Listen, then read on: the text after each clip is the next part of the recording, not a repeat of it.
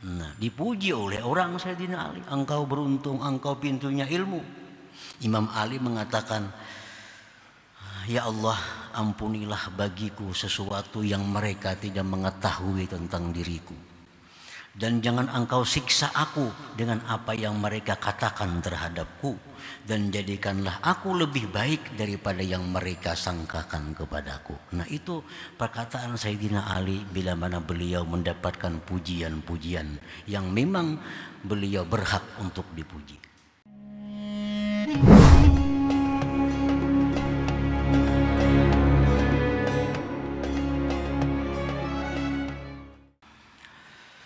Para muhibbin rahimakumullah, al-hikmatu tasi'atu wa thalathun ba'dal mi'ah min al-hikamil ataiyah. Hikmah yang ke-139 dari Al-Hikam. Qala al-Imam Ahmad ibnu Athaillah As-Sakandari rahimahullah wa nafa'ana bi ulumihi wa asrarihi. An-nasu yamdahunak lima yazunnuna fik fakun anta dhamman li nafsik lima ta'lamuhu minha. Artinya, bermula manusia, mereka itu memuji akan engkau. Mereka memuji akan engkau karena sesuatu yang mereka menyangka pada engkau. Mereka menyangka diri kita ini baik, mereka menyangka diri kita ini saleh, mereka menyangka diri kita ini bersih, lalu mereka memuji kita. Nah, mereka memuji kepada kita itu karena sangkaan mereka.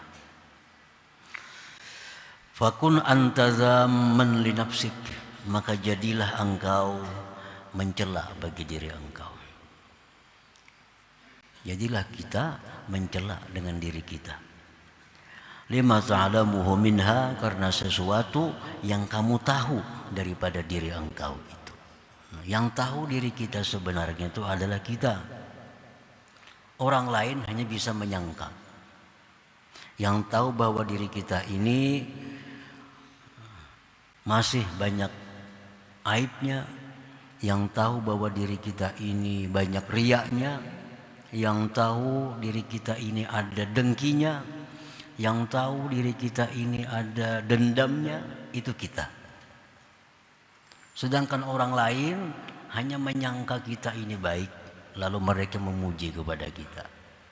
Nah, mereka memuji berdasarkan sangkaan mereka. Sedangkan kita tahu diri kita dengan keyakinan, karena kita yang tahu diri kita. Nah, janganlah kita gembira, suka dengan pujian-pujian itu, karena yang tahu diri kita sebenarnya adalah kita sendiri. Minal ma'lum annal insana la yanfakku 'anil uyub wan naqais wal wuqu'i bil akhta wal kaba'ih adh-dhahirati wal batinah. Dan dimaklum bahwa manusia tidaklah terlepas dari celah dan kekurangan, dan jatuh pada perbuatan-perbuatan dosa dan kejahatan. Baik kejahatan dosa yang zahir atau kejahatan dosa yang batin. Nah, manusia kada akan terlepas dari itu. Paling banyak sedikitnya bedanya.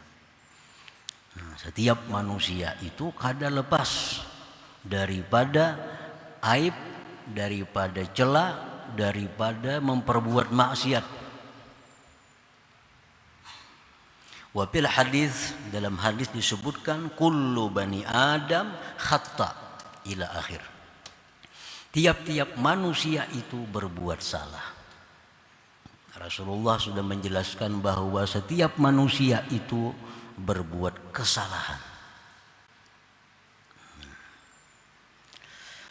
illa rusula wal anbiya salawatullah wassalamuhu alaihim, kecuali para rasul, nabi salawatullah wassalamuhu alaihim, fahumul ma'sumun, mereka itu para rasul, para nabi terpelihara anirtikabil ma'asi, daripada memperbuat maksiat. Jadi artinya selain rasul, selain nabi, itu pasti ada berbuat kesalahan. Dan kesalahan itu artinya adalah aib, artinya kekurangan. Nah, para muhibbin rahimakumullah. Walakinna sunnatallah ta'ala fi ibadihi iqtadat anna julla hadhihi al-uyub khafiyah la yattali'u 'alaiha illa ashabuha. Tetapi sunnatullah pada hamba-hambanya ini menuntut bahwa sebagian besar aib yang ada pada diri itu tersembunyi. Tidak tahu akan aib itu kecuali orangnya. Kalau orang tahu tentang aib kita, itu paling tahu seperempat paling tahu. 3/4-nya orang kada tahu aib kita. Nah, itu sudah sunnatullah, sudah hukum Allah demikian, bahwa sebagian besar aib yang ada pada diri kita itu hanya kita yang tahu. Orang lain tidak diberitahu oleh Allah. Sehingga anak kita, istri kita, orang-orang yang serumah dengan kita pun, mereka sebagian besar tidak mengetahui aib yang ada dalam diri atau dalam hati kita. Mereka paling tahu hanya aib-aib kita yang zahir, aib-aib kita yang nampak. Kalau aib-aib yang ada dalam hati, itu hanya kita yang tahu. Mereka tidak mengetahuinya. Walau ittala'a kullu insanin min sahibihi ala mithli ma yattali'uhu alaih, jikalau tiap-tiap orang mengetahui dari kawannya, dari temannya, seumpama yang dia tahu di aibnya sendiri,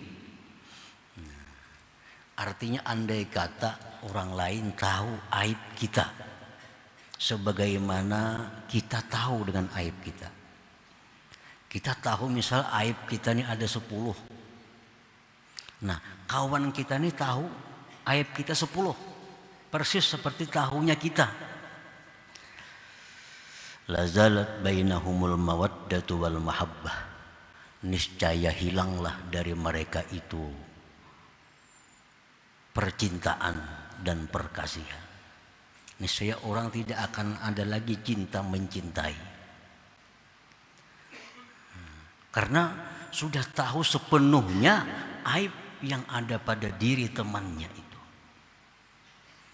Nah, ini hikmah. Ini hikmah dari Allah.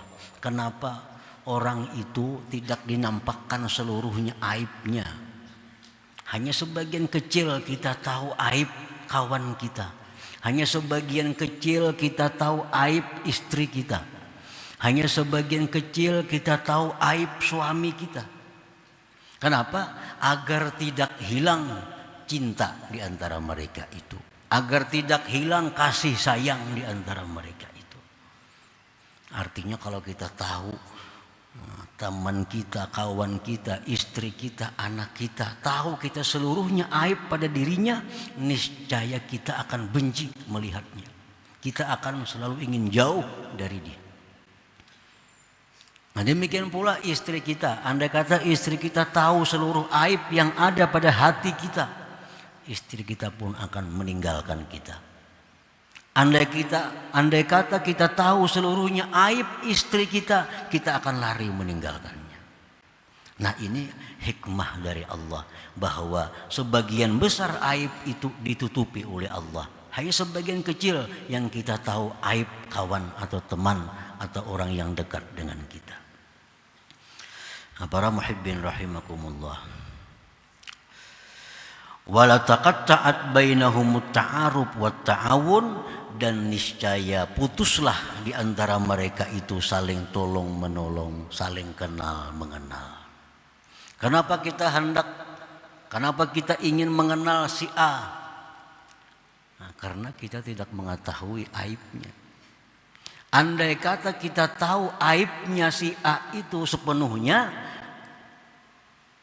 tidak akan ingin kita berkenalan dengannya, apalagi mencintainya, apalagi menyayanginya. Andai kata kita mengetahui aib seluruhnya dari si fulan, kita tidak akan mau membantunya. Nah, itulah hikmah dari Allah Subhanahu wa ta'ala, bahwa kita hanya tahu sebagian kecil aib yang ada pada orang-orang yang di sekitar kita ini. Para muhibbin rahimakumullah,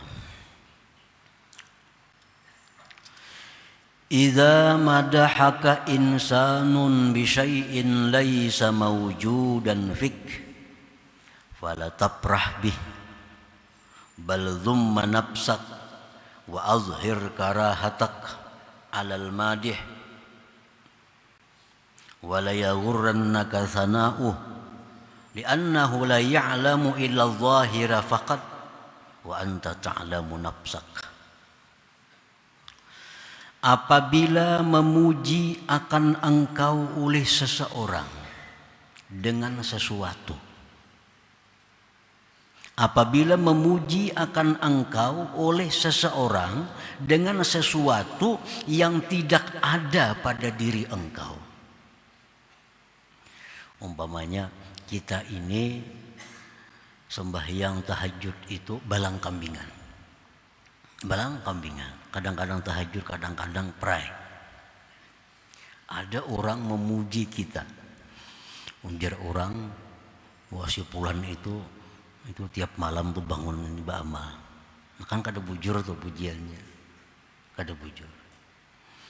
Nah, si fulan mengatakan, misal memuji kita bahwa si Din itu orangnya bersih, baik hatinya. Padahal kada bujur. Padahal kita tahu hati kita ini belum bersih, hati kita belum baik. Tapi ada pujian seperti itu. Nah, bagaimana kita menyikapi pujian itu supaya jangan salah, supaya jangan jadi dosa. Apabila memuji akan engkau oleh seseorang dengan sesuatu yang sesuatu itu sebenarnya tidak ada pada diri engkau, fala tafrah bih, jangan kamu gembira dengan pujian itu. Jangan suka dengan pujian itu, karena kada bujur. Misalnya pian untung, pian tiap malam tahajud, pian bersih, padahal kada bujur tiap malam tahajud, kadang-kadang juga. Padahal kada bujur lagi bersih, masih banyak yang kotor-kotor di hati kita. Tapi ada orang memuji demikian. Jangan kamu gembira dengan itu, jangan suka dengan itu, jangan bangga dengan itu. Bahkan hendaknya engkau cela diri engkau. Cela diri engkau.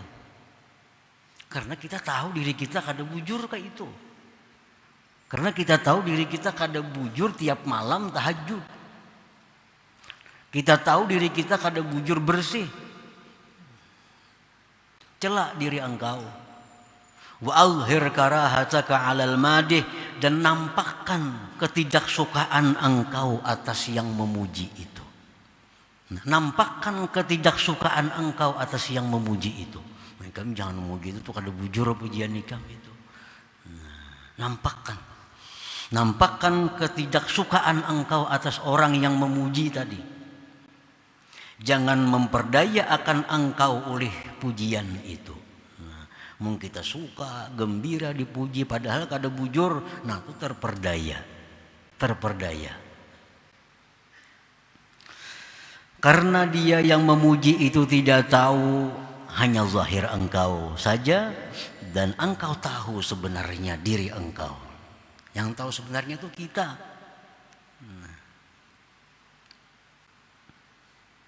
Jadi bila demikian kita selamat. Kita selamat. Baik pujian itu langsung atau pujian itu perantara, ada perantaranya yang menyampaikan kepada kita, dan pujian itu kada sesuai dengan apa yang ada pada diri kita, nampakkan ketidaksukaan kita kepada orang yang memuji itu, dan celaklah diri kita. Jangan senang, gembira dengan pujian seperti itu. Wa qad zammallahu ta'ala qauman ahabbu ay yuhmadu bima lam yaf'alu faqala ta'ala, dan sungguh mencela Allah akan suatu kaum yang suka dipuji dengan sesuatu yang tidak melakukan. Allah mencela suatu kaum yang mereka suka dipuji dengan hal-hal yang tidak mereka lakukan. Ada orang di zaman Nabi itu yang mereka itu suka dipuji, padahal mereka tidak melakukan apa-apa. Nah, itu dicela oleh Allah. Kita kada tahajud, dipadakan orang, Bu Sidin tahajud terus, suka kita. Suka. Allah mencela. Di dalam Al-Quran Allah berfirman, wa yuhibbuna ayyuhmadu bima lam yaf'alu fala tahsabannahum bimafazatin minal azab. Mereka suka bahwa dipuji dengan sesuatu yang tidak mereka lakukan, maka jangan kamu anggap mereka itu terlepas dari azab Allah Subhanahu wa ta'ala. Jadi bakal disiksa kita kalau kita suka dengan pujian padahal itu kada benar, kita akan disiksa oleh Allah. Untung pian takwa, padahal kada bujur takwa, kadang-kadang juga. Kadang-kadang takwa, kadang-kadang kada. Suka kita dipuji jadi dosa. Nah, fala tahsabannahum bimafazatin minal azab. Nah, para muhibbin rahimakumullah. Wa idza madahaka bi syai'in huwa fik. Apabila memuji manusia akan engkau dengan sesuatu yang ada pada diri engkau. Mereka memuji kita, memang itu patut dipuji. Umpamanya kita ini selalu sembahyang berjamaah, selalu sembahyang berjamaah. Itu kan kelihatan orang, kelihatan. Kita ke masjid, kita ke musalla, ke surau, itu kelihatan orang. Tiap waktu kita ke masjid sembahyang. Contohnya, ada orang memuji. Wah, untung si Din itu kada lepas sembahyang berjamaah. Tiap waktu ke masjid, untung. Nah, itu bujur. Memang kita tiap waktu ke masjid dipuji oleh orang. Nah, ini pujiannya bujur, kada ada. Nah, wa iza madahaka bi syai'in huwa fik, apabila memuji akan engkau oleh seseorang manusia dengan sesuatu yang ada pada diri engkau. Untung si Din itu hafal Quran, memang hafal Quran. Nah, untung si Din tahajud tiap malam, memang si Din tahajud tiap malam. Nah, bagaimana kita menyikapi pujian dengan sesuatu yang memang ada pada diri kita? Fala tafrah bihi aidan min haitsu huwa. Jangan gembira juga dengan pujian itu. Jangan gembira dengan pujian itu dari sekira-kira itu pujian. Jangan gembira. Walaupun bujur-bujur, walaupun benar-benar itu ada pada diri kita. Dipuji, jangan gembira dengan pujian itu. Walakin ifrah billah alladzi an'amaka bihadhihi ni'matil uzma. Tetapi gembiralah engkau dengan Allah yang memberikan nikmat kepada engkau dengan nikmat yang besar ini. Akhirnya kita gembira. Dipuji orang, untung si Din itu pak ibadah. untung Sayyidin itu tiap malam tahajud, memang bujur tahajud. Nah kita gembira, boleh gembira, bahkan disuruh gembira, tapi gembira bukan dengan pujian itu. Gembira kita kepada Allah yang memberikan nikmat ini kepada kita. Hati kita senang mendengar pujian itu karena Allah yang memberikan nikmat, Allah yang memberikan taufik hidayah kepadaku sehingga aku bisa selalu beribadah seperti demikian itu. Jadi gembiranya kita bukan pujian, gembiranya kita bukan kepada orang yang memuji, tapi gembiranya kita kepada Allah yang memberikan nikmat ibadah itu kepada kita. Wa sataraka an uyubika wa naqaisika, dan gembira engkau dengan Allah yang menutupi engkau dari aib dan kekurangan engkau. Ya, kita dipuji orang, wah Sidin itu ahli ibadah, Sidin itu orang saleh. Andai kata itu bujur, kita ahli ibadah, kita gembiranya dengan Allah. Kita gembira Allah memberi kita kemampuan demikian. Kita gembira Allah menutupi kekurangan kita. Kita gembira Allah menutupi aib kita. Andai kata dibuka Allah, tentu orang satu pun tidak akan memuji kepada kita. Nah, kita gembiranya ke sana. Nah, bukan gembiranya kepada orang memuji, bukan gembiranya kepada pujian, tapi gembiranya itu kepada Allah yang memberikan nikmat itu. Wa qul kama qala al-Imam Ali karramallahu wajhah, dan katakanlah sebagaimana mengata Imam Ali karramallahu wajhah. Imam Ali, beliau punya banyak sifat kesempurnaan, punya sifat yang mulia, punya sifat yang tidak dimiliki oleh sahabat-sahabat lainnya. Lalu beliau dipuji oleh orang, memang benar. Memang benar ada demikian sifat terpuji pada diri Imam Ali karramallahu wajhah. Nah, apabila sampai kepada beliau pujian-pujian yang memang benar ada pada diri beliau, beliau mengatakan, Allahumma ghfirli ma la ya'lamun wa la tu'akhizni bima yaqulun waj'alni khairan mimma yazunnun. Nah, itu Sayyidina Ali. Bila dikatakan orang pian Sayyidina Ali manusia yang hebat, pian adalah pintunya ilmu Rasulullah sallallahu alaihi wasallam. Seseorang tidak akan bisa dapat ilmu kalau tidak akan masuk pintunya Sayyidina Ali. Tentu pujian kepada Imam Ali, dan memang benar Rasulullah bersabda, ana madinatul ilmi wa aliyun babuha. Itu benar. Aku, kata Rasulullah, kotanya ilmu dan Ali itu pintunya. Seseorang tidak akan bisa masuk ke kota ilmu tanpa melalui Ali. Nah, dipuji oleh orang Sayyidina Ali, engkau beruntung, engkau pintunya ilmu. Imam Ali mengatakan, ya Allah, ampunilah bagiku sesuatu yang mereka tidak mengetahui tentang diriku, dan jangan engkau siksa aku dengan apa yang mereka katakan terhadapku, dan jadikanlah aku lebih baik daripada yang mereka sangkakan kepadaku. Nah, itu perkataan Sayyidina Ali bila mana beliau mendapatkan pujian-pujian yang memang beliau berhak untuk dipuji. Nah, para muhibbin rahimakumullah, jadi kesimpulannya bahwa pujian yang ditujukan kepada kita ada dua. Satu, pujian dusta. Pujian dusta. Kita kada paibadah, padahal orang paibadah. Kita kada pemurah, padahal orang pemurah. Muslim itu pemurah aja padahal kada.